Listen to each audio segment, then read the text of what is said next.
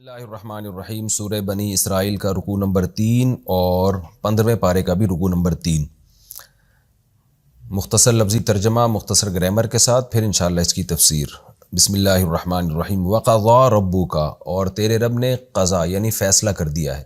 ہم کہتے ہیں نا قاضی صاحب، قاضی جو فیصلہ کر دیتا ہے۔ 3 لفظ چلیں یہ میں تفسیر میں انشاءاللہ بتاؤں گا۔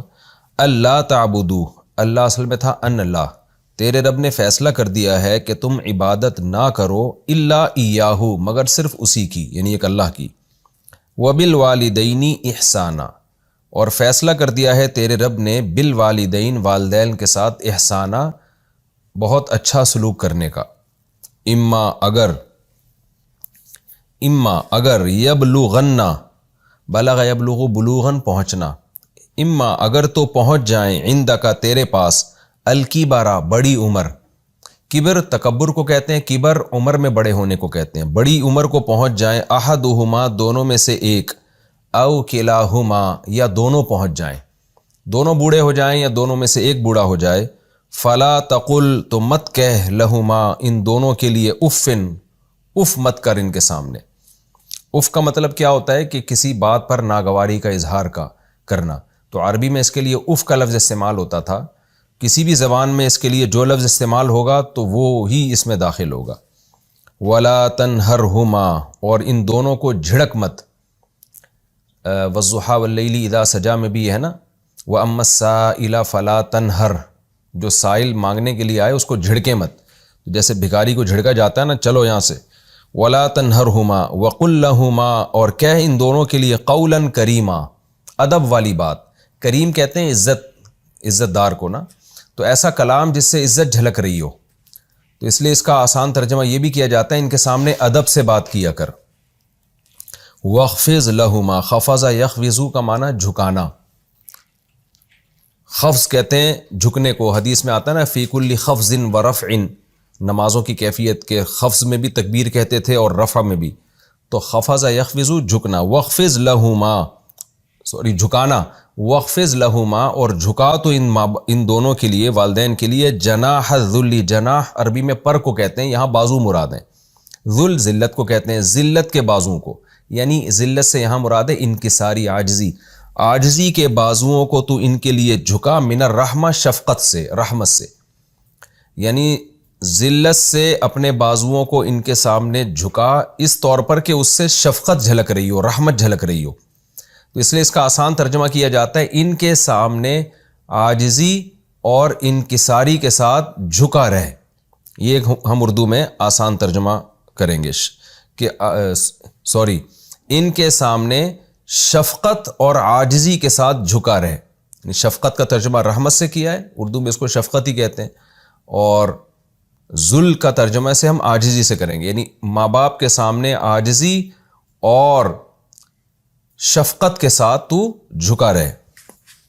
وقل، اور کہہ ربی، اے میرے رب، اصل میں تھا ربی، اے میرے رب، ارحمہما ان دونوں پر رحم کر، کما ایسے، ربیا یربیو تربیتاً تربیت کرنا، پالنا، تو کما ربیا جیسے ان دونوں نے پالا، جیسے سبحا ہے نا تثنیہ کا صیغہ، کما ربیانی جیسے کہ ان دونوں نے مجھے پالا، صغیرہ جب میں چھوٹا تھا۔ ربکم تمہارا رب اعلم خوب جانتا ہے، بما فی نفوسکم جو کچھ تمہارے دلوں میں ہے وہ خوب جانتا ہے۔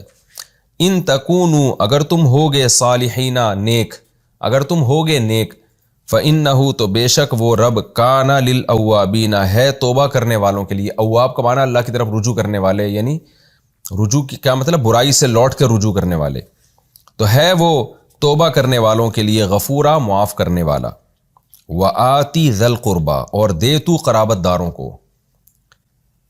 داروں کو بھی دے، کیا دے، حقہ ان کا حق دے، یعنی والدین کے علاوہ جو رشتہ دار ہیں، والمسکین اور غریب کو بھی اس کا حق دے، وابن السبیل اور مسافر کو بھی حق دے، ولا تبذر اور تبذیر نہ کر، تبذیر کرتے ہوئے، یعنی یہ تبذیرہ وہی اسی کی تاکید ہے۔ بذر عربی میں بیج کو کہتے ہیں جو بکھیرے جاتے ہیں نا ایسے، تو بذر یبذر تبذیرا کا معنی ہوتا ہے بکھیرنا، کیا مطلب کہ ایسے دولت کو ایسے لٹا نہیں، تو بکھیر نہیں، یعنی تبذیر نہ کر، تو تبذیر کا مطلب شریعت میں ہوتا ہے بے موقع خرچ کرنا، اڑانا دولت کو. جیسے لوگ فالتو چیزوں میں اڑا رہے ہوتے ہیں نا، تو رشتہ داروں کو بھی دے، مسکین کو بھی دے، اور مسافروں پہ بھی خرچ کر، مگر اڑا نہیں پیسہ. تفسیر میں انشاءاللہ اس کی ڈیٹیل آئے گی. ان المبذرین، بے شک دولت کو اڑانے والے لوگ، کانو اخوان الشیاطین، وہ شیطانوں کے بھائی ہیں. وکان الشیطان، اور ہے شیطان، لربہ، اپنے رب کے لیے، کفورا، ناشکرا. کفور ناشکرے کو کہتے ہیں. شیطان اپنے رب کا ناشکرا تھا، تو تم وہ کام مت کرو جو شیطان کرتا ہے. وَإِمَّا، اور اگر، تُعْرِضَنَّ، اعرض يعرض اعراضا، اعراض کرنا، اگنور کرنا، اگر تم اعراض کرو، عنہم، ان میں سے کسی سے، یعنی ان سے، کن سے؟ رشتہ داروں سے، مسافروں سے اور غریبوں سے اعراض کرو. ابتغاء رحمت من ربک، اپنے رب کی طرف سے کسی رحمت کے انتظار میں یا چاہت میں. تفسیر میں انشاءاللہ اس کی ڈیٹیل آئے گی، ابھی آپ صرف ترجمہ سمجھیں کہ اگر تم ان میں سے کسی سے اعراض کرو اس امید پر کہ تمہیں رب کی کچھ رحمت ملنے والی ہے. ابتغاء کا معنی ہوتا ہے متلاشی، چاہنا یا تلاش کرنا، کہتے ہیں نا ابتغاء وجہ ربک، اپنے رب کے چہرے کی تلاش میں. تو اپنے رب کی رحمت کی امید میں یا طلب میں تم ان میں سے کسی سے اگر اعراض کرو، ایسی رحمت ترجوہا، جس کی تمہیں امید ہے. رجا یرجو، امید لگانا، جس کی تمہیں امید ہے، تو اس کی تلاش میں اگر تم ان میں سے کسی ایک سے اعراض کرو. اصل میں کچھ ترجمے ایسے ہوتے ہیں جو تھوڑی بہت تفسیر نہ بتاؤں تو ترجمہ بھی سمجھ میں نہیں آئے گا. مطلب یہ ہے کہ جب رشتہ داروں کو دینے کا وقت آئے لیکن وہ تم سے مانگ رہے ہیں، تم ان کو دے نہیں رہے، تم اس سے اعراض کر رہے ہو. اعراض کیوں کر رہے ہو؟ تمہارے پاس پیسے ہیں نہیں، لیکن تمہیں اللہ کی رحمت سے امید ہے کہ تمہیں یہ مل جائیں گے، بعد میں کہیں سے تمہارے پاس پیسہ آ جائے گا. تو ابتغاء رحمت من ربک، تمہیں اپنے رب کی رحمت کی تلاش ہے، ایسی رحمت ترجوہ جس کی تمہیں امیدیں بھی ہیں، یعنی تلاش بھی ہے اور ساتھ میں تمہیں امید بھی ہے. تو اس امید کی بیس پہ تم اگر اعراض کر رہے ہو تو فَقُلْ لَهُمْ قَوْلًا مَيْسُورًا، تو تم ان کے لیے بولا کرو آسان قول، اچھی بات. اچھی بات کا کیا مطلب ہے کہ ابھی تمہارے پاس پیسے ہیں نہیں، لیکن تمہیں امید ہے کہ بعد میں اللہ کی طرف سے تمہارے پاس پیسہ آ جائے گا، تو فی الحال ان سے اچھی بات کہہ دیا کرو، یعنی دھتکارا نہ کرو ان کو، اچھی طرح سے اعراض کیا کرو، کوئی اچھا جملہ منہ سے نکال کے ان سے ایکسکیوز کیا کرو. وَلَا تَجْعَلْ يَدَكَ مَغْلُولَةً إِلَىٰ عُنُقِكَ، اور نہ رکھ اپنے ہاتھ کو مغلولہ، باندھ کر، مغلول بندے ہوئے. ید عربی میں مؤنث ہے نا، اس لیے مغلول کے بجائے مغلولہ. إِلَىٰ عُنُقِكَ، اپنی گردن کی طرف. گردن کی طرف کا مطلب ہے گردن سے ہاتھ باندھ کے مت رکھ. وَلَا تَبْسُطْهَا، اور نہ پھیلا اپنے ہاتھ کو، کل البسط، مکمل پھیلا دینا، ایسے پھیلا بھی نہیں اور ایسے گردن سے باندھ کے بھی مت رکھ. فَتَقْعُدَ، نتیجے میں ہوگا کیا؟ فَتَقْعُدَ، کہ تو بیٹھ جائے گا، ملومن، قابل ملامت ہو کے، محصوراً، تھکا ہارا ہو کے، حسرت والا ہو کے. حسرت والے کا کیا مطلب؟ جب تو ہاتھ اتنے پھیلائے گا تو کچھ دن میں زیرو پہ آ جائے گا، اور پھر لوگ بھی تجھے ملامت کریں گے، بھیک مانگے گا لوگوں سے، اور تھکا ہارا ہوگا، کسی کچھ کرنے کے بھی قابل نہیں ہوگا تو، یعنی افسوس بھی ہوگا تجھے. ان ربک، بے شک تیرا رب، یبسط الرزق لمن یشاء، جس کے لیے چاہتا ہے رزق بڑھا دیتا ہے، پھیلا دیتا ہے، ویقدر، اور جس کے لیے چاہتا ہے تنگ کر دیتا ہے. انہ کان بعبادہ، بے شک وہ ہے اپنے بندوں کے ساتھ خبیراً، باخبر، بصیراً، دیکھنے والا، ان کے حالات بھی دیکھ رہا ہے اور ان کے حالات جانتا بھی ہے. یہ مختصر رکوع تھا، اس کا مختصر لفظی ترجمہ بھی ہو گیا. اب ہم انشاءاللہ اس کی تفسیر کی طرف چلتے ہیں. آپ کو معلوم ہے پچھلے رکوع میں اللہ تعالیٰ نے دو قسم کے لوگ بیان کیے تھے. ایک تو وہ لوگ جو آخرت چاہتے ہی نہیں ہیں، وہ چاہتے ہیں دنیا کی عیش، دنیا کی عیاشی اور دنیا کے مزے مل جائیں. جیسے کافر ہے، آج بھی کافر کی یہی سوچ ہے، دنیا کی ترقی، سائنسی ترقی، ٹیکنالوجی میں کمال، یہی ان کے نعرے ہیں اور اسی کے گرد ان کی پوری زندگی گھومتی ہے. آخرت انہوں نے اپنی ڈکشنری سے نکال دی ہے. تو اللہ کہتے ہیں جس کو ہم چاہتے ہیں، جتنا چاہتے ہیں دے دیں گے ہم. دوسرے وہ لوگ ہیں جو عمل میں آخرت کے متلاشی ہوتے ہیں، کوئی بھی عمل کر رہے ہیں، نیت کیا ہے کہ آخرت میں ہمیں اس کا اجر ملے. تو اللہ فرماتے ہیں کہ ایسے لوگوں کو جتنا کریں گے اس سے زیادہ اجر ہم دیں گے اور یقینی اجر ملے گا ان کو. جیسے پچھلے رکوع میں تھا نا، فَأُولَٰئِکَ كَانَ سَعْيُهُمْ مَشْكُورًا، ان کی کوشش کی قدر کی جائے گی. لیکن اللہ نے پھر کامیابی کی 4 شرطیں بیان کی تھیں کہ آخرت کا طلبگار بھی ہو، وَسَعَىٰ لَهَا سَعْيَهَا، اور پھر اس آخرت کی کوشش بھی کرے. 4 شرطیں بیان کی تھیں کہ آخرت کا طلبگار بھی ہو، وسعیٰ لہا سعیہا، اور پھر اس آخرت کی کوشش بھی کرے. 4 شرطیں بیان کی تھیں کہ آخرت کا طلبگار بھی ہو، وسعیٰ لہا سعیہا، اور پھر اس آخرت کی کوشش بھی کرے. اور پھر ایمان بھی ہو اس کا، یعنی کوشش بھی کرے اور کوشش بھی وہ جو آخرت والی کوشش اور پھر ایمان بھی ہو۔ تو اب وہ کوشش کیا ہے جو آخرت والی کوشش ہے، اس رکوع میں اللہ نے اس کا تذکرہ کیا ہے، اور ان چیزوں سے غیر مسلم محروم ہے۔ تو اللہ فرماتے ہیں کہ وہ کوشش میں سب سے پہلی چیز کیا ہے؟ وَقَضَىٰ رَبُّكَ أَلَّا تَعْبُدُوا إِلَّا إِيَّاهُ، تیرے رب نے فیصلہ کر دیا ہے کہ تم عبادت مت کرو مگر صرف اسی اللہ کی۔ تو اس میں دو آرڈر دے دیے، ایک تو یہ کہ اللہ کی عبادت کرنی ہوگی تمہیں، غیر مسلم عبادت کا قائل نہیں ہے، ان کے ہاں اللہ ایک ثانوی درجے کی چیز ہے، جبکہ اسلام میں آخرت کی کوشش میں سب سے پہلا عمل کیا ہے؟ اللہ کی عبادت، سب سے پہلا جس کو آپ نے فوکس کرنا ہے وہ اللہ کی عبادت، اور دوسری چیز صرف اسی کی عبادت، اس کے ساتھ عبادت میں کسی کو شریک نہ کیا جائے۔ تو دونوں احکام اس آیت میں اللہ نے دے دیے۔ اور دوسرے نمبر پر سب سے پہلے ظاہر ہے اللہ کا حق ہوتا ہے، تو اللہ کے بعد مخلوق ہے نا، تو مخلوق کے حقوق میں سب سے پہلے والدین ہیں۔ تو قرآن میں اور بھی بہت ساری جگہوں پر اللہ نے اپنے حق کے بعد فوراً والدین کے حق کا تذکرہ کیا ہے۔ سورہ لقمان میں آپ دیکھ لیں، سورہ عنکبوت میں آپ دیکھ لیں، تو گویا یعنی اس سے پتہ چلتا ہے کہ اللہ کے حق کے بعد سب سے بڑا حق والدین کا ہے اسلام میں۔ تو یہ دونوں ساتھ ساتھ اللہ بیان کرتے ہیں۔ تو اگر آپ آخرت کے متلاشی ہیں نا، تو آپ کو سب سے پہلے اللہ کا حق دینا ہے اور اس کے بعد والدین کا۔ اور آپ دیکھ لیں غیر مسلم سوسائٹی میں سب سے کم حقوق اللہ کے ہیں اور سب سے کم حقوق والدین کے ہیں۔ بچوں کے حقوق ہیں، عورتوں کے حقوق ہیں، کتوں کے حقوق ہیں، بلیوں کے حقوق ہیں، کینگرو کے حقوق ہیں، بچوں کے لیے بوڑھوں کے بھی حقوق ہیں، بچوں کے لیے والدین کے کوئی حقوق نہیں، یعنی ایسے کوئی حقوق نہیں جو بچوں پہ ذمہ داری والدین کی ڈالی جائے۔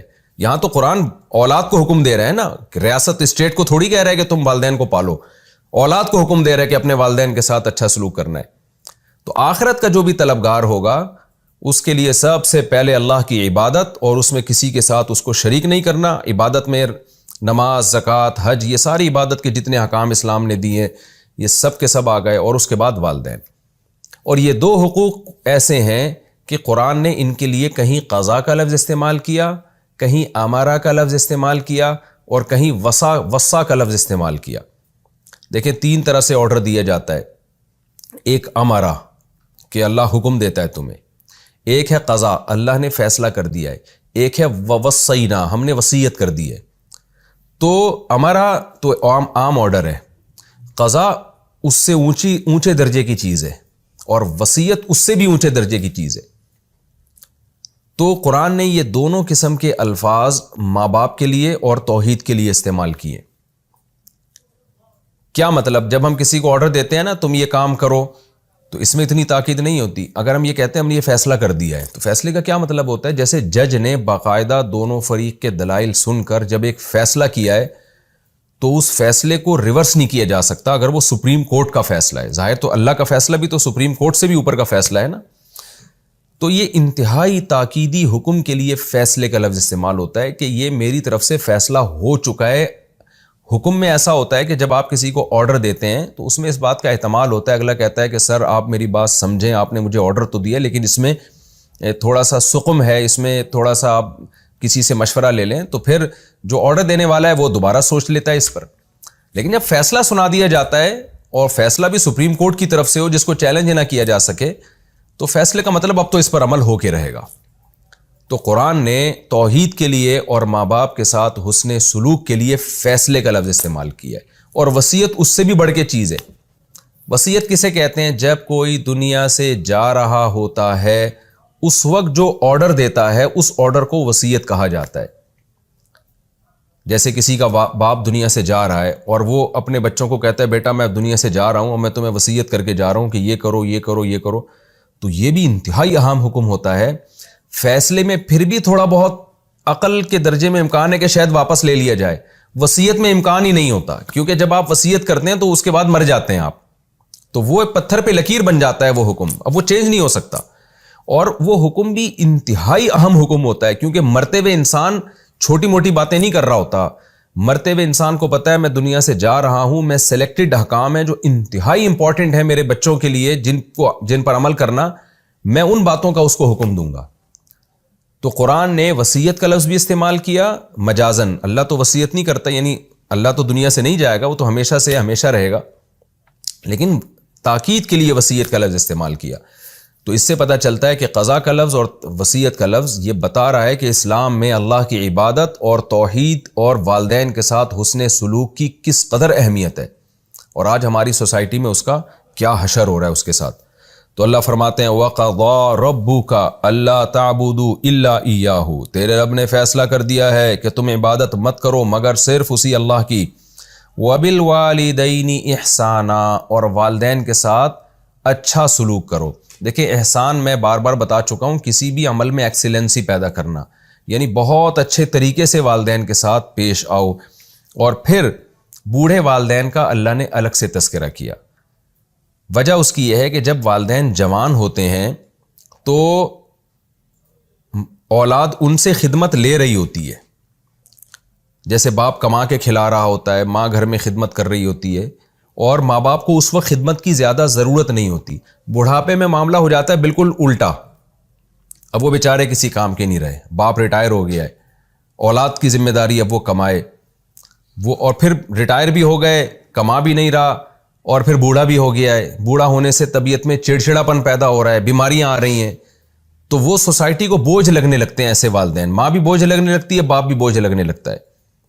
تو قرآن نے اس کنڈیشن میں ماں باپ کے حقوق بیان کیا جس کنڈیشن میں غیر مسلم اپنے والدین کو اولڈ ہاؤس میں جمع کراتا ہے، وہ گھر سے ہی نکال دیتا ہے اس کو۔ اس حالت میں جب آپ کو ان کی بالکل بھی ضرورت نہیں ہے لیکن ان کو آپ کی محبت کی بہت زیادہ ضرورت ہے، اس حالت کو قرآن فوکس کرتا ہے کہ اس سنگین حالت میں تمہیں انہیں چھوڑنے کی اجازت نہیں ہے، تو اس سے پہلے کہاں چھوڑنے کی اجازت ہوگی؟ اس سنگین حالت میں اللہ ان کے حقوق بیان کرتا ہے۔ تو یہ مطلب نہیں ہے کہ جوان والدین کے حقوق نہیں ہے، مطلب یہ کہ وہ حالت جس میں تمہارے لیے حقوق کی ادائیگی انتہائی مشکل ہو، اس حالت میں قرآن تمہیں حقوق کی ادائیگی کا پابند کر رہا ہے، تو اس سے پہلے تو بطریق اولا تم پابند ہوگے ان کے حقوق ادا کرنے پر۔ تو وہ حقوق کیا ہیں؟ اما یبلغن، کہ اگر ان دونوں میں سے کوئی ایک عندک تمہارے پاس پہنچ جائے بڑھاپے کو، تمہارے پاس میں اللہ نے اشارہ کر دیا کہ والدین ہمیشہ تمہارے پاس ہی رہیں گے۔ دیکھیں قرآن یہ بھی تو کہہ سکتا تھا نا کہ ان دونوں میں سے کوئی بھی بڑھاپے کو پہنچ جائے، چاہے کہیں بھی ہو دنیا میں، لیکن قرآن نے عندک کے لفظ میں اشارہ کر دیا کہ بڑھاپے میں والدین رکھنے کی چیزیں ہیں، ان کا بڑھاپا تمہارے پاس ہونا چاہیے، اولڈ ہاؤس میں نہیں ہونا چاہیے ان کا بڑھاپا۔ تو ان میں سے کوئی بھی تمہارے پاس بڑھاپے کو پہنچ جائے، احدہما، ان دونوں میں سے کوئی بھی، او کلاہما، یا دونوں بوڑھے ہو جائیں، فلا تقل لہما اف، تو اف یہ ایک علامت ہے، عربی میں اف ایک ایسا جملہ ہوتا تھا جو ایک بے ادبی کا جملہ سمجھا جاتا تھا۔ کسی بھی بات پر جب آپ کو اعتراض ہوتا ہے نا کہ یہ آپ نے کیا کہہ دیا، تو ایسے موقع پہ کسی بھی زبان میں جو لفظ استعمال ہوگا اس کو اف کہا جائے گا۔ تو یہ ایک علامت ہے، میں بار بار بتاتا ہوں نا، قرآن جزیات بیان کر کے قاعدے بیان کرتا ہے، تو اف، تبھی ہم فقہا لکھتے ہیں کہ کسی زبان میں اف کا لفظ وہ توہین کے لیے نہ ہو بلکہ عزت کے لیے ہو، تو وہاں اف بولنا بالکل جائز ہوگا۔ تو اس کے میں اف کا لفظ مراد نہیں ہے، مراد یہ ہے کہ کوئی بھی ایسا ورڈ استعمال کرنا، ایسا لفظ استعمال کرنا جس میں آپ کو یہ لگے کہ آپ ان کو جھڑک رہے ہیں، ڈانٹ رہے ہیں، آپ ان کے بات پر نا ناک منہ بنا رہے ہیں، تو یہ ایسا لفظ استعمال کرنا شریعت میں جائز نہیں ہوگا۔ فلا تقل لہما اف، تو ان کے لیے اف بھی مت کرو۔ اردو میں یہ اف اسی طرح استعمال ہوتا ہے جیسے عربی میں۔ ولا تنہرہما، اور ان کو جھڑکو مت۔ جھڑکو کسے کہتے ہیں؟ آپ کسی کی بات پہ جب ایسے رد کرتے ہیں مضبوطی کے ساتھ کہ سامنے والا اپنی بے عزتی محسوس کرنے لگے، اس عمل کو عربی میں نہر کہا جاتا ہے۔ جیسے کوئی فقیر آپ کے گھر آتا ہے، آپ چلو بھائی جاؤ یہاں سے، میرے پاس ٹائم نہیں ہے، اس طرح سے۔ ایک تو ہوتا ہے نا معذرت کے ساتھ کسی کو عزت کے ساتھ رخصت کرنا، ایک ہوتا ہے بھائی چلو یہاں سے۔ جیسے ہم صبح و شام اس کا مشاہدہ کر رہے ہوتے ہیں، دفع ہو یہاں سے، چلو یہاں سے۔ تو لا تنہرہما، اللہ کہتے ہیں ان کو کسی بات پہ تم نے جھڑکنا نہیں ہے۔ وَقُلْ لَهُمَا قَوْلًا كَرِيمًا، اس لفظ میں لا تنہرہما میں اور لا تقل لہما افن میں یہ ہے کہ توہین نہیں کرنی۔ اب کیا مطلب توہین نہیں کرنی؟ تو کیا نیوٹرل رہنا ہے ان کے سامنے؟ اللہ کہتے ہیں نہیں، نیوٹرل بھی نہیں رہنا، بلکہ قل لہما قولا کریما، ان کے سامنے عزت والی بات کرنی ہے، ادب والی بات کرنی ہے۔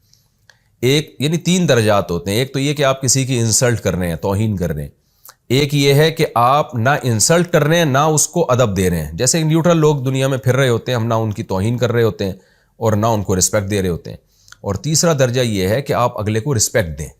تو اس لیے قرآن کہہ رہا ہے وَقُلْ لَهُمَا قَوْلًا كَرِيمًا، بات کرنی ہے کریم، عزت والی بات، ادب والی بات. تو اس کا عام ترجمہ یہ بھی کیا گیا کہ ادب سے ان سے بات کرنی ہے. وَاخْفِضْ لَهُمَا جَنَاحَ الذُّلِّ مِنَ الرَّحْمَةِ، یہ تو اللہ نے زبان سے کیسے پیش آنا ہے اس کا طریقہ بتایا. زبان کے کیا احکام ہے، والدین کے سامنے کس لینگویج میں، کس زبان میں آپ نے، کس ٹون میں آپ نے بات کرنی ہے.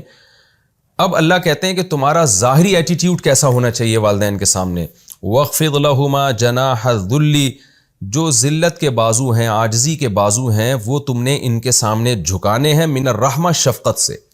یعنی جب تم ان کے سامنے کھڑے ہوگے، ان سے پیش آؤ گے تو ایسے پیش آؤ گے کہ تمہاری باڈی کو اور تمہارے جسم کو دیکھ کے لگ رہا ہو کہ اس میں عاجزی بھی جھلک رہی ہے اور والدین کے ساتھ شفقت اور رحمت بھی جھلک رہی، تمہیں ان پہ پیار بھی آ رہا ہے. بعض دفعہ عاجزی ہوتی ہے، جیسے باس کے سامنے انسان کھڑا ہوتا ہے بڑی عاجزی کے ساتھ، لیکن پیار نہیں ہوتا، محبت نہیں ہوتی اس میں. بعض دفعہ محبت ہوتی ہے لیکن عاجزی، جیسے بیوی سے انسان بات کر رہا ہو محبت جھلک رہی ہوگی، یا اپنے بچوں سے بات کر رہا ہو محبت جھلک رہی ہوگی، لیکن عاجزی نہیں ہوگی. تو والدین کے ساتھ جب بات ہوگی تو من جناح الذل بھی ہو، یعنی عاجزی بھی ہو، اور رحمت بھی ہو، یعنی شفقت اور عاجزی اور محبت دونوں کا مجموعہ تمہاری جسم سے جھلک رہا ہو. وَقُلْ رَبِّ ارْحَمْهُمَا، یہ تو وہ ادب ہے جو تم نے اپنے قول سے اور اپنے جسم سے کرنا ہے. اور پھر ساتھ میں اللہ سے دعا بھی مانگنی ہے، کیونکہ اتنا کچھ کر کے بھی تم ان کا حق ادا نہیں کر سکتے. جو انہوں نے تم پر بچپن میں احسانات کیے ہیں، ان احسانات کا تم دنیا میں بدلہ نہیں دے سکتے. یعنی ایک وہم ہوتا ہے نا کہ شاید اگر ہم یہ والدین کے ساتھ ہمارا یہ ایٹیٹیوڈ ہو تو شاید ہم نے دنیا میں ان کا بدلہ چکا دیا. اللہ کہتے ہیں نہیں، یہ بدلہ اللہ ہی دے سکتا ہے، تم نہیں دے سکتے جو انہوں نے بچپن میں تم پر احسانات کیے.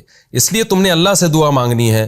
وَقُلْ رَبِّ ارْحَمْهُمَا، اور یوں کہا کرو اے ہمارے رب ان دونوں پر ایسے رحم فرما، کما ربیانی صغیرہ، جیسے کہ جب میں بچہ تھا ان دونوں نے میری تربیت کی ہے. تربیت جسمانی بھی اور روحانی بھی. کیسے پالا پوسا ہے بچپن میں، کس طرح باپ نے ماں کو شیلٹر دیا اور کما کے لاتا رہا اس بچے کے لیے، اور کس طرح ماں اپنی چھاتیوں سے لگاتی رہی، اور کس طرح راتوں کو اس کے لیے جاگتی رہی. اور قرآن کے مطابق 2.5 سال کا عرصہ ایسا ہے جس میں ماں دن اور رات ایک کر دیتی ہے. حملہ وفصالہ 30 شہرا، 2.5 سال کا عرصہ بہت ہی ٹف ہوتا ہے جس میں ماں سب کچھ بھلا کے اس بچے کی تربیت میں لگی ہوتی ہے. تو اللہ کہتے ہیں کہ قُلْ رَبِّ ارْحَمْهُمَا كَمَا رَبَّيَانِي صَغِيرًا، پھر اپنے رب سے ان کے لیے دعائیں مانگا کرو. تو فقہاء نے اس آیت کے تحت لکھا ہے کہ اس آیت سے مفہوم یہ ہوتا ہے، کیونکہ قرآن میں آرڈر دیا ہے نا ان کے لیے دعا مانگنے کا، تو کم سے کم ایک دفعہ تو یہ دعا مانگنا بہت سے فقہاء کہتے ہیں فرض ہے، اور اپنی دعاؤں میں اس دعا کو شامل کر لینا یہ سنت اور تاکیدی حکم ہے. آگے اللہ فرماتے ہیں ربکم اعلم بما فی نفوسکم، تمہارا رب خوب جانتا ہے جو کچھ تمہارے دلوں میں ہے. یعنی اس میں اور زیادہ تاکید کر دی کہ یہ سارے احکام پر تم نے دل و جان سے عمل کرنا ہے. اس کو پینلٹی یا بوجھ سمجھ کے عمل نہیں کرنا کہ ایک اسلام نے ہمیں عذاب میں ڈال دیا ہے. تو تمہارے دل میں اگر الٹے سیدھے خیالات آئیں گے تو تمہارا رب بھی یہ خیالات بھی جانتا ہے. لہذا دل و جان سے اس حکم پر اللہ کا حکم سمجھ کے عمل کرنا ہے.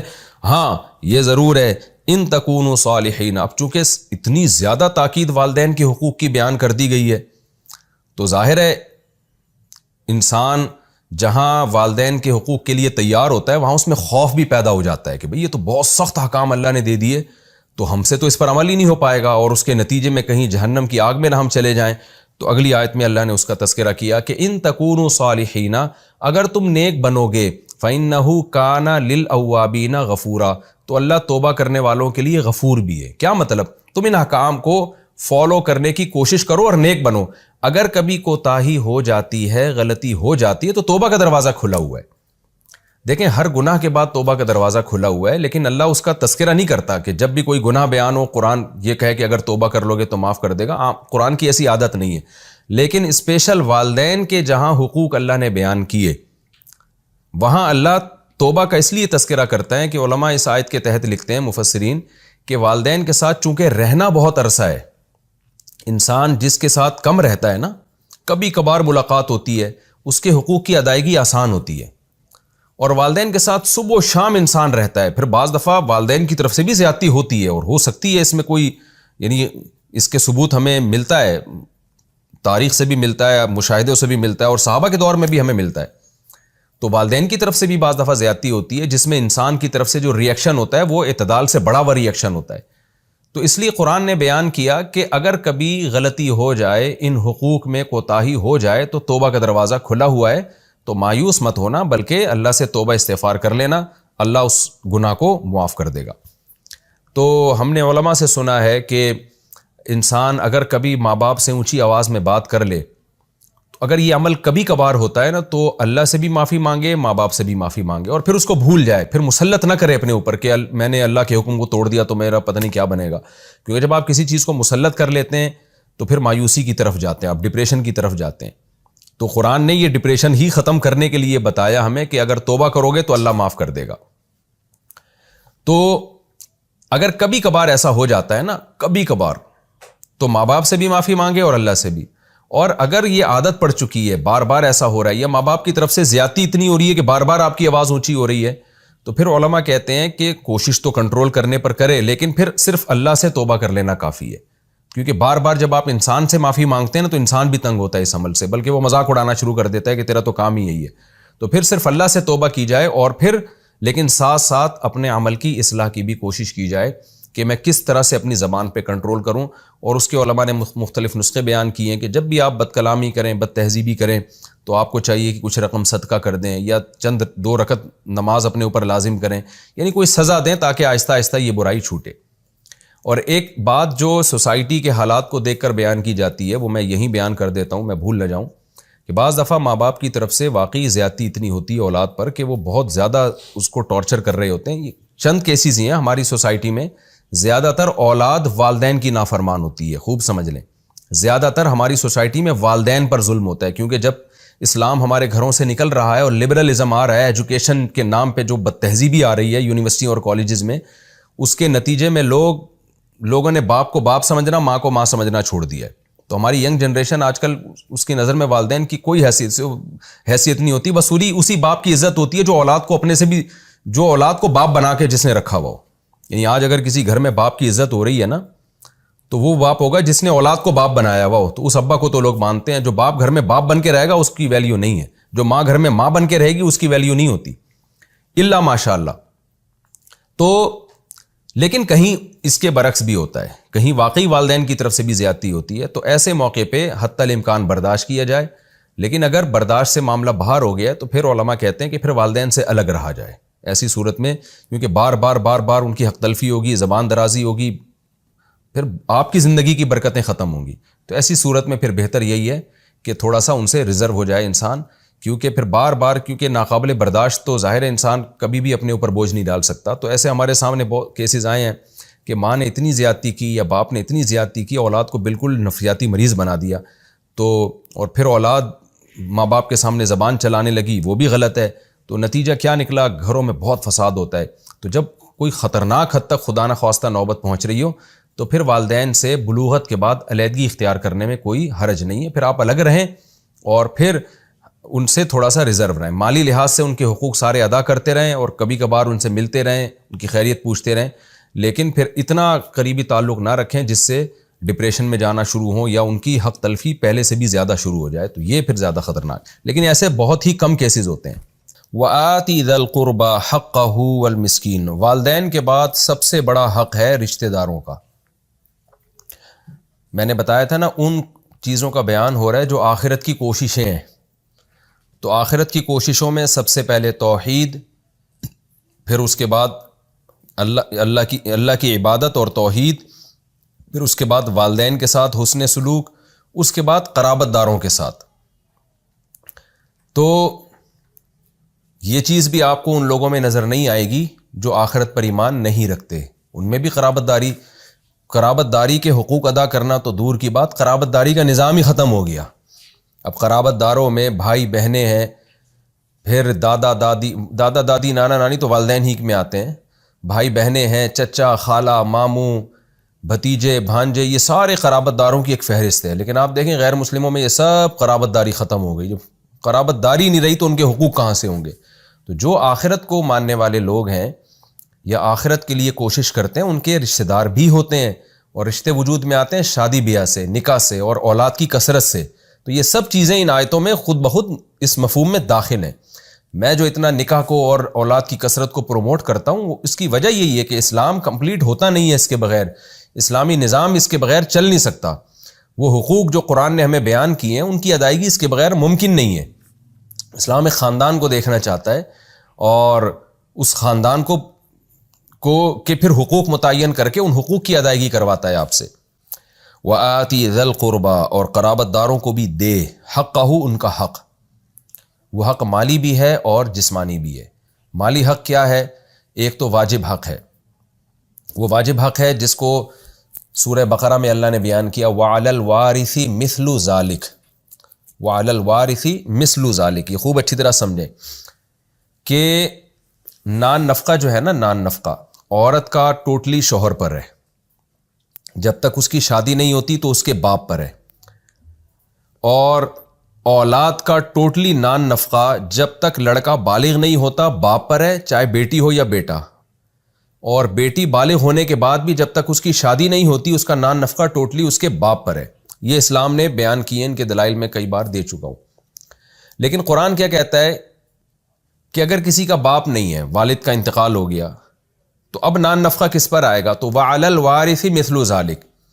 یہ دیکھا جائے گا کہ کسی شخص کی ڈیتھ کے بعد، کسی شخص کی موت ہوتی ہے تو دیکھا جائے گا اس کے وارثین میں سے، اس کی وراثت میں سے کس کس کو کتنا حصہ ملے گا. جو جتنا حصہ اس کے وارثین کو ملے گا ان وارثین پر اس کے نان نفقے کا اتنے % واجب ہو جائے گا.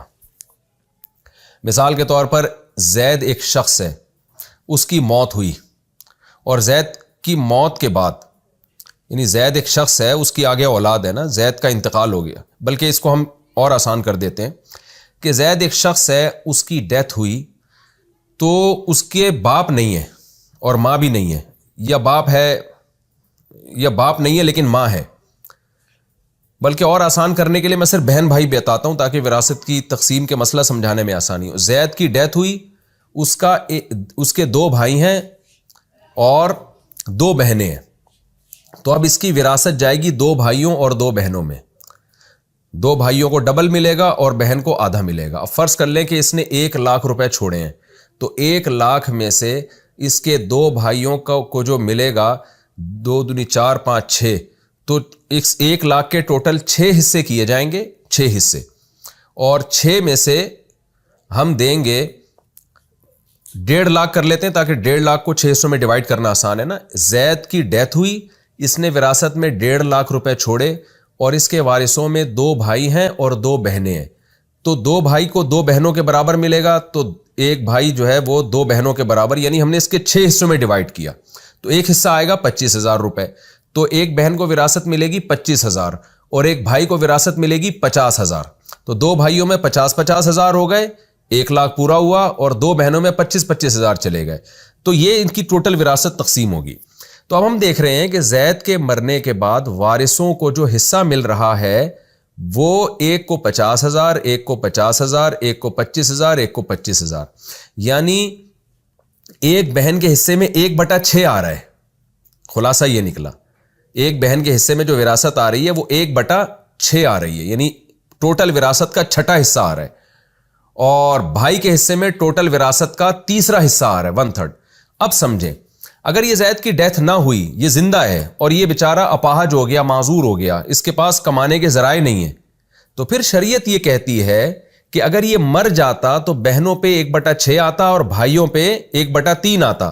تو اس کا ٹوٹل مہینے کا جو نان نفقہ ہے وہ جتنا اماؤنٹ بنتا ہے اس اماؤنٹ میں اس کے بھائیوں کے ذمے 1/3 خرچہ ہے ہر بھائی کے ذمے، اور ہر بہن کے ذمے 1/6 خرچہ ہے. یعنی اگر اس کا نان نفقہ ایک مہینے کا 75,000 بنتا ہے نا، 75,000 میں اس کے خرچے ادا ہو رہے ہیں، تو 75,000 کو اس طرح سے ڈیوائڈ کیا جائے گا کہ ہر بھائی پر اس 75,000 کا 1/3 اس سے لیا جائے گا اور بہنوں سے 1/6 لیا جائے گا. لیکن یہ ان وارثوں سے لیا جاتا ہے جو کما رہے ہوں، جو کما نہیں رہے ہوں ان سے نہیں لیا جاتا. عام طور پر لڑکیاں نہیں کماتی ہیں اور اسلام میں کمانے کی ان کو ترغیب بھی نہیں ہے. تو اگر وہ کمائی نہیں رہی ہیں تو پھر یہ سارا خرچہ بھائیوں پہ آئے گا. تو وعلی الوارث مثل ذلک کا مطلب سمجھیں جو سورہ بقرہ میں ہے کہ اگر ٹوٹلی خرچہ تو باپ پر ہوتا ہے، لیکن اگر باپ نہیں ہے نا تو کوئی بھی شخص جو معذور ہو سوسائٹی میں، یا کوئی بھی شخص جو کما نہ رہا ہو، بے روزگار ہو، کمانے کی طاقت نہ ہو اس کے اندر، تو پھر اس کا خرچہ اس کے وارثوں میں سے ان وارثوں پر جو کما رہے ہوں، جو خود محتاج نہ ہو، ان وارثوں پر ان کے وراثتی حصے کے بقدر آتا ہے کہ دیکھا جائے گا کہ اس وارث سے ان کو ملتا کتنا. تو شریعت کہتی ہے کہ مر جاتا تو وراثت لینے آ جاتے نا سارے، تو اب یہ زندہ ہے تو پھر ان کا خرچہ بھی ان کے اوپر ڈالا جائے گا اور اس کے بقدر ڈالا جائے گا، جو میں نے آپ کو ایک اصول اور ضابطہ بتایا. یہ بھی آپ دیکھیں اسلام کی خوبی ہے. یورپ میں، امریکہ میں سارا خرچہ ٹوٹلی اسٹیٹ کے ذمے ہوتا ہے. کوئی بھی معذور ہو تو اسٹیٹ پالتی ہے اس کو. وجہ کیا ہے؟ ریلیشن ختم. اسٹیٹ کو پتا ہے کہ اگر ہم نے بوڑھوں کی اور ان معذوروں کی کیئر نہیں کی تو روڈ پہ پڑے ہوئے ہوں گے، کوئی پوچھنے والا نہیں ہوگا ان کو، تو سوسائٹی نہیں پوچھے گی ان کو. جبکہ اسلام نے اسٹیٹ پہ نہیں ڈالا. اسٹیٹ کا کام ہے حقوق کا تحفظ، یعنی اسٹیٹ یہ تو دیکھے گی کہ جب زید زندہ ہے اور اس کا باپ بھی نہیں ہے تو اس کا خرچہ اس کے بھائی دے رہے ہیں کہ نہیں دے رہے. اسٹیٹ کا کام ہے اس قانون کی نگرانی کرنا. اگر بھائی نہیں دے رہے تو اسٹیٹ مجبور کرے گی، ان پہ کیس کر کے ان کی تنخواہ سے پیسے کاٹ کے اس معذور کو دیے جائیں گے. اسٹیٹ بیت المال سے نہیں دے گی. دے تو اچھی بات ہے، لیکن اصل خرچہ ان کے اوپر ہوگا. اصل خرچہ یعنی ان سے پہلے نکلوائے گی. تو یہ ہے ایک اسلامی سسٹم میں، اسلامی نظام میں، اور ایک غیر مسلموں کے نظام میں فرق، کہ وہاں سارا سب کچھ اسٹیٹ کے ذمہ ڈال دیا ہے. تو اسٹیٹ کے لوگوں سے تعلقات ہوتے ہیں، آپس کے تعلقات بالکل ختم ہو گئے. تو وہی میں بار بار جو کہتا ہوں، کتوں سے تعلقات اور انسانوں سے، انسان تو ہے ہی نہیں سوائے گرل فرینڈ بوائے فرینڈ کے، یہ نظام ہے. تو اسلام اس نظام کو پسند نہیں کرتا. اس لیے اسلام کیا کہتا ہے؟ وَآتِ ذَی الْقُرْبَى حَقَّهُ، قرابت داروں کو ان کا حق تمہیں دینا پڑے گا. جو حق، یہ واجب حق ہے جو میں نے بتایا. اور ایک حق وہ ہے جو مستحب ہے، یعنی نان نفقہ تو جو زندگی کے لوازمات ہیں وہ تو ضروری ہیں، اور ایک مستحب ہے کہ جتنا دو گے اتنا زیادہ ثواب ہے. آج ہماری سوسائٹی میں ایک بھائی بے روزگار ہوتا ہے تو دوسرا پوچھتا ہی نہیں اس کو. کوئی معذور ہو جائے پوچھتا ہی نہیں اس کو، کوئی کرائسس میں آ جائے پوچھتا ہی نہیں اس کو، بلکہ وہ مانگتا ہے تو بھی نہیں دیتے اس کو. وہ کہتے ہیں میں کیوں دوں بھائی، میرا اپنا پیسہ ہے. تو یہ غلط ہے. قرآن کہہ رہا ہے آپ کو ان قرابت داروں کو ان کا حق دینا پڑے گا. تو یہ ان کا رائٹ ہے، وہ آپ سے ایسی کنڈیشن میں مانگ سکتے ہیں، بلکہ بغیر مانگے آپ قانوناً پابند ہیں ان کو دینے کے. تو یہ اصول ہیں، ضابطے ہیں، قرآن نے بیان کیے ہیں. آگے اللہ فرماتے ہیں والمسکین وابن السبیل، اور غریبوں کو بھی ان کا حق دو اور مسافروں کو بھی. غریبوں کا حق کیا ہے؟ ایک تو زکوٰۃ ہے، وہ واجب ہے آپ کے اوپر، صدقات واجبہ واجب ہیں آپ کے اوپر. اور ایک حق یہ ہے، اس کا اسپیسیفک کوئی اماؤنٹ شریعت نے متعین نہیں کیا، بلکہ اس کا تعلق ہے اس کی ضرورت پر. بعض دفعہ وہ آپ پر واجب بھی ہوگا. مثال کے طور پر کوئی بھوکا مر رہا ہے تو اس کی جان بچانا فرض ہے آپ پر، آپ کو پر لازم ہے کہ آپ اس کو کھلائیں تاکہ اس کی جان بچے. اور بعض دفعہ یہ ہوتا ہے کہ وہ اس کو اضافی ضرورت ہے، یعنی وہ مرے گا تو نہیں، لیکن اگر آپ اس کے ساتھ تعاون کریں گے تو اور اچھی لائف گزارے گا، تو پھر یہ مستحب کے درجے میں ہے. تو یہ تمام چیزیں اس میں داخل ہو گئیں. وابن السبیل، اور مسافروں کے ساتھ بھی. پہلے زمانے میں مسافر ہونا بہت ٹف کام تھا. آدمی اپنے گھر سے دور ہوتا تھا، بینکوں کا نظام نہیں تھا کہ آپ جہاں بھی ہیں اپنی رقم نکلوا سکتے ہیں. تو مسافر کے ساتھ، کیونکہ وہ بھی بہت محتاج ہوتا ہے، تو اللہ نے اس کے ساتھ خاص طور پر حسن سلوک کا حکم دیا. ہماری سوسائٹی میں کوئی اننون پرسن آیا ہوا ہو جو حالات جانتا نہ ہو، آپ دیکھیں ٹیکسی ڈرائیور اس کو کیسا لوٹتے ہیں. پتہ چل جائے نا کہ اجنبی ہے، دوسرے ملک سے آیا، اس کو یہاں کے ریٹ معلوم نہیں ہے، تو کتنی بدتمیزی کرتے ہیں اس کے ساتھ، اور کیسے اس کو زیادہ ڈبل ریٹ بتاتے ہیں. تو قرآن اس چیز سے بھی منع کر رہا ہے کہ مسافروں کو ان کا حق دو. ان کا حق کیا ہے؟ کہ ان کے ساتھ اچھا سلوک کیا جائے. تو اچھے سلوک میں یہ تو نہیں ہے کہ آپ ان کی بے وقوفی سے غلط فائدہ اٹھا رہے ہیں. وَلَا تُبَذِّرْ تَبْذِيرًا، لیکن قرآن کہتا ہے ایسا نہ ہو کہ حقوق کی ادائیگی میں تم تبذیر شروع کر دو. تبذیر کسے کہتے ہیں؟ لٹانا. دو لفظ استعمال ہوتے ہیں، ایک ہے اسراف اور ایک ہے تبذیر. اسراف کا مفہوم یہ ہے کہ اپنی آمدن سے زائد خرچ کرنا شروع کر دے کہ کل خود بھیکاری بن جائے. اور تبذیر کہتے ہیں بے موقع خرچ نہ کرو. مثال کے طور پر آپ کے بھائی نے کہا کہ جی میری شادی ہے اور اس میں نے دھوم دھڑکے کا انتظام کیا ہے. اب آپ کو بھائی کے حقوق یاد آئے اور آپ نے لاکھوں روپے بھائی کی شادی پہ اڑا دیے یا اس کو دے دیے، تو یہ بے موقع خرچ ہے. تو یہ حقوق میں داخل نہیں ہے. آج یہی ہوتا ہے کہ جہاں ضرورت ہے وہاں نہیں دے رہے، جہاں ضرورت نہیں ہے وہاں نمود و نمائش کے لیے اڑا رہے ہیں پیسہ. تو قرآن نے صاف منع کر دیا کہ بے موقع خرچ نہیں کرنا ہے تم نے. بکھیرنا سے مراد یہ نہیں ہے کہ آپ سخاوت نہ کریں، یہ ایک خاص ٹرم ہے، اس کا مطلب ہے بے موقع خرچ۔ تو بے موقع خرچ دو طرح کے ہوتے ہیں، ایک گناہ میں خرچ نہ کرو، شراب میں، کباب میں، ناچ گانے میں، اور ایک ایسی چیز میں خرچ نہ کرو جس کا نہ دین میں فائدہ نہ دنیا میں فائدہ۔ کیرم بورڈ، سنوکر، پان، گٹکے، سگریٹ، یہ سب بے موقع خرچ ہیں۔ اور جو ایسی تفریح جس کا نہ دنیا میں فائدہ نہ آخرت میں، کرکٹ کے میچوں پہ سارا دن ٹکٹ خرید کے بیٹھتے ہیں اور سارا دن اپنا ٹائم ویسٹ کرتے ہیں، تو یہ سب چیزیں بے موقع خرچ ہو رہی ہیں، کیونکہ اللہ نے دولت دی ہے تو آپ کو اس کی قدر کرنی ہے۔ تو اللہ نے کہا کہ ان کے حقوق، چاہے وہ مسکین ہو، چاہے ابن سبیل ہو، مسافر ہو، چاہے رشتہ دار ہو، تو اس میں اس کی ضرورت پہ خرچ کرنا ہے، ایسی جگہوں پہ خرچ نہیں کرنا جس کا کوئی فائدہ نہ ہو۔ اور دوسری جگہ پر اسراف سے منع کیا گیا۔ اسراف کا مطلب خرچ بھی اتنا کرنا ہے کہ خود کہیں بھکاری نہ بن جاؤ کل۔ آگے اللہ فرماتے ہیں ان المبذرین کانوا اخوان الشیاطین، بے شک جو لوگ دولت کو ناحق اڑاتے ہیں، بے موقع خرچ کرتے ہیں، وہ شیطان کے بھائی ہیں۔ علماء نے ایک علمی نقطے کی بات بیان کی ہے کہ ان کو شیطان اس لیے کہا گیا کہ شیطان کو اللہ نے عقل دی تھی، اس نے بے موقع استعمال کی۔ اللہ نے کہا آدم کو سجدہ کرو، اس نے وہاں عقل استعمال کی کہ میں مٹی سے بنا، میں آگ سے بنا، حالانکہ جب اللہ آرڈر دے رہا ہے تو عقل استعمال کرنے کی چیز نہیں ہے وہاں پر۔ تو جیسے عقل ایک قوت ہے، شیطان نے بے موقع استعمال کیا، تو جن کے پاس دولت ہے، یہ دولت بھی ایک قوت ہے، آپ اس کو اگر بے موقع استعمال کرو گے تو آپ میں اور شیطان میں کوئی فرق نہیں رہے گا۔ وَكَانَ الشَّيْطَانُ لِرَبِّهِ كَفُورًا، اللہ کہتے ہیں شیطان تو رب کا ناشکرا تھا، تم وہ کام مت کرو جو شیطان کرتا ہے۔ بنی اسرائیل کا رکوع نمبر 3 اور 15ویں پارے کا رکوع نمبر 3 چل رہا تھا، اس کی تفسیر ہوئی تھی وَكَانَ الشَّيْطَانُ لِرَبِّهِ كَفُورًا، آیت نمبر 27، یہاں تک اس کی تفسیر ہو چکی تھی۔ آج انشاءاللہ میں اگلی آیت وَإِمَّا تُعْرِضَنَّ عَنْهُمُ ابْتِغَاءَ رَحْمَةٍ مِّن رَّبِّكَ، یہاں سے انشاءاللہ اس کی تفسیر میں شروع کروں گا۔ اس رکوع میں اللہ تعالیٰ نے جو لوگ آخرت کے طلبگار ہیں وہ کون کون سی کوششیں کرتے ہیں، ان کوششوں کا بیان چل رہا تھا کہ ان کوششوں میں سب سے پہلے ہے اللہ کی عبادت کی جائے، اللہ کے ساتھ کسی کو شریک نہ کیا جائے۔ دوسری کوشش والدین کا احترام کیا جائے، ان کے ساتھ عمل بھی اچھا اور بات بھی اچھی۔ تیسری کوشش اللہ نے فرمایا کہ رشتہ داروں کو ان کا حق دو، اور عام غریبوں کو بھی اور مسافروں کو بھی، یعنی ان کے ساتھ بھی اچھا سلوک کرو، لیکن تبذیر مت کرو۔ تبذیر کا مطلب بے موقع خرچ مت کرو، بے جا پیسہ مت اڑاؤ۔ ان المبذرین کانوا اخوان الشیاطین، کیونکہ جو بے موقع پیسہ خرچ کرتے ہیں وہ شیطان کے دوست ہیں، اور شیطان اپنے رب کا ناشکر ہے۔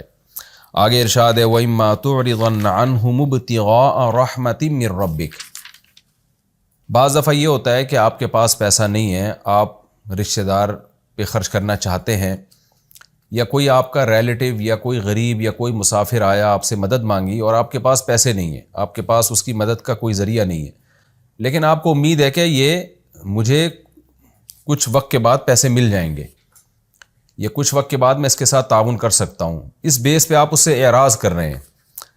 اعراض کا مطلب آپ اس کو ٹال رہے ہیں، تو اللہ کہتے ہیں اس کو ٹالنا بھی اچھے انداز میں ہے۔ وَإِمَّا تُعْرِضَنَّ عَنْهُمْ، اور اگر آپ ان میں سے کسی سے اعراض کرو، ابتغاء رحمۃ من ربک، اپنے رب کی رحمت کی تلاش میں، ترجوہا جس کی آپ کو امید ہے، یہاں رحمت سے مراد ہے کہ اس کے ساتھ تعاون کے لیے آپ کے پاس کچھ نہیں ہے، تو آپ کو امید ہے کہ اللہ رحم کرے گا اور میرے پاس انتظام ہو جائے گا۔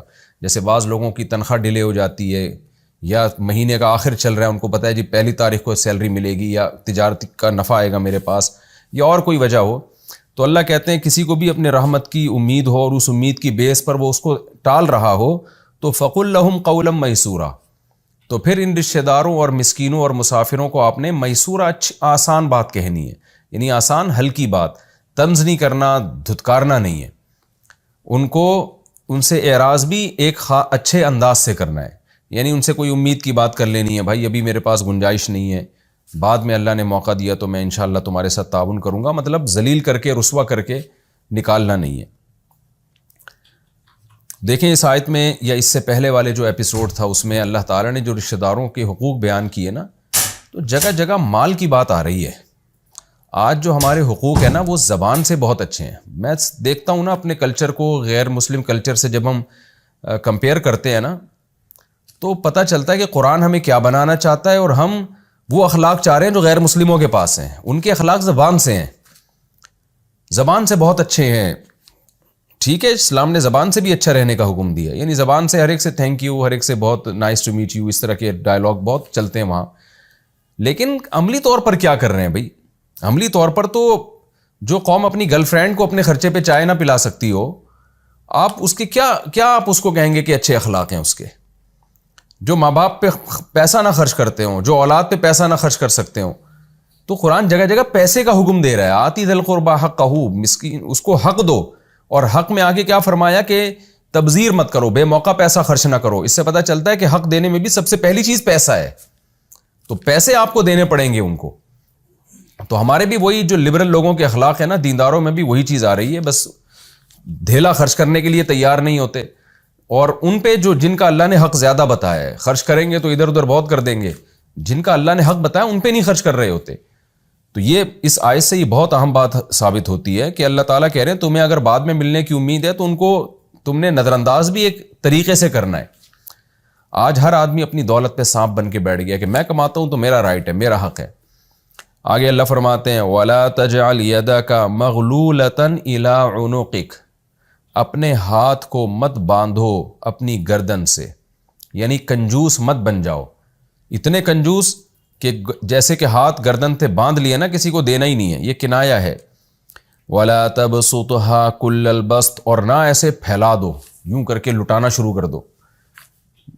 یہ اس میں اسراف کی نفی ہے، پہلے والی آیت میں تبذیر کی نفی تھی کہ بے موقع خرچ مت کرو، یہاں یہ ہے کہ اسراف مت کرو۔ اسراف کا جو تبذیر اور اسراف جب ایک ساتھ استعمال ہوتے ہیں تو پھر تبذیر کا مطلب بے موقع خرچ کرنا، اور اسراف کا مطلب اپنی اوقات سے زیادہ خرچ کرنا، کہ اتنے فضائل تم نے جب سنے تو پتہ چلا تم نے ایسے اڑانا شروع کر دیا، تو ایسا مت کرو۔ فَتَقْعُدَ، ورنہ تم بیٹھ جاؤ گے ملوماً، قابل ملامت ہو، کہ لوگ ملامت کریں گے جب اپنے ضروری خرچوں سے بھی رہ جاؤ گے نا، ضروری نان نفقہ بھی نہیں ملے گا تمہیں، تو قابل ملامت بنو گے، محصورات، حسرت والے، افسوس والے، کف افسوس مل رہے ہوگے بیٹھ کے، اور تھکے ہوئے کا مطلب ہے کہ جیسے تھکا ہوا آدمی کسی کام کے قابل نہیں ہوتا، تو تم بھی کچھ کرنے کے قابل ہی نہیں رہو گے سوسائٹی میں، یعنی تعاون کے قابل بھی نہیں رہو گے تم۔ تو بیلنس ہونا چاہیے۔ اب ہر آدمی کا جو بیلنس ہے وہ اس کی آمدن کے حساب سے ہوتا ہے، اور ہر آدمی کے ضروری خرچے بھی اس کے اپنے حساب سے ہوتے ہیں۔